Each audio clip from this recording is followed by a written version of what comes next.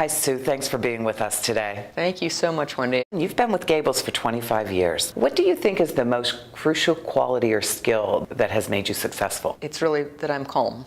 In periods of stress and high energy, I am fundamentally calm, and I think that gives people confidence that we are going to make it through whatever challenging situation we are facing. So I think that has been key to my success. I think I'm also a diligent listener, and I have a pretty good memory. Sometimes that works to my detriment, but those are the things that I think have been most critical to my success. What do you recommend that women focus on in the workplace to make themselves successful? Be a lifelong learner. One of the keys to my success is that I have learned about many different departments and many different aspects of our organization.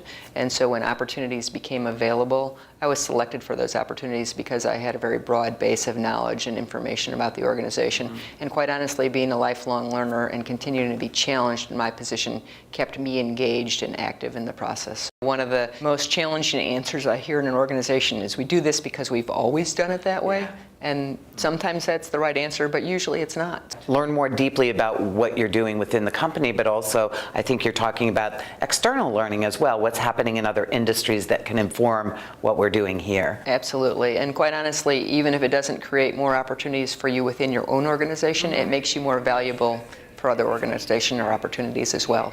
What would you say are action steps that company and industry leaders should be taking to create more gender diversity? First of all, I think we need to be very intentional in those efforts. I think sometimes we talk a good game about the things that we're going to do, but you need to be very intentional because people tend to fall back on habits of the past.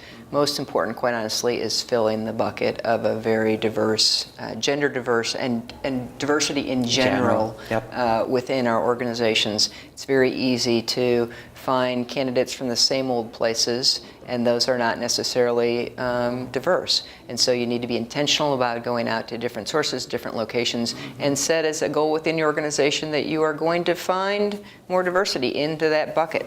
And then once you've brought in a broad, diverse group within your organization, you need to be very thoughtful about creating opportunities for them to learn and to grow. Mm-hmm. And so we've created some training programs specific to taking high potential individuals and putting them in positions to learn and to experience and to practice their leadership skills. And again, be very intentional about that process.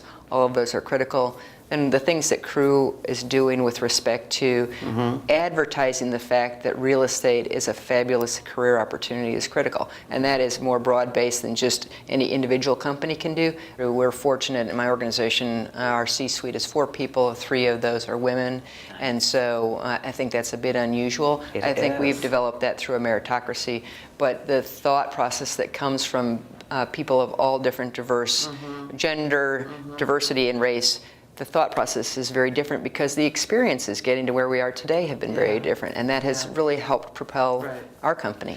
The other piece of what you were talking about that I was curious about was when you bring people in, grooming them, creating an environment and a culture really that's inclusive.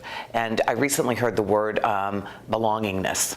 Like people want to feel like they belong. No, you're so right. For a long time we've talked about diversity and haven't realized the importance of inclusion. Yeah. And part of that, quite honestly, is creating an opportunity for your associates to have open and honest conversations and get experience working with members that are different than them and talking about those differences. We have tried to create those opportunities within our organization to have those small group conversations and realize it's a safe place to have that. It's challenging to do, and again, you have to be intentional about doing it. What would you say is the most important work-life lesson that you've learned, and who taught you that lesson? Nothing can be more important than hard work. You can't outdo, undo, overemphasize the importance of just working hard. And quite honestly, I learned that, I think, before I knew it was even taught from my family. I grew up in a family where I had one set of grandparents were immigrants. They didn't have formal education above high school, but they came and they worked hard their whole life. My maternal grandmother lived to be 107 3/4, and there was not what I would call a sit-down bone in her. She worked hard her whole life. My parents worked hard their whole life, so that was inculcated into me from a young age. It was modeled. It was modeled, exactly right. And do you feel like you're able to pass that lesson on down in your organization to people that work with you? I certainly try to do it by modeling that behavior. I think it's less, I'm not sure it's as effective if you say it. I think it's more important if you show that behavior. What advice would you give young women about coming into this industry? Be willing to try something that puts you outside of your comfort zone. Again, it's in the path of learning something new. The career, for me, pivot points in my career have been when I have taken on an opportunity that I didn't know anything about and nobody in my company knew anything about, and it was new to the industry. So you jump in with both feet, you learn. Had developed great relationships outside of my organization, but within the industry, and it's given me much higher visibility within the industry to become a leader in an area that we didn't know anything about. And I would encourage anyone to take the path less followed, and it will create opportunities for you. Thank you. Thank you very much.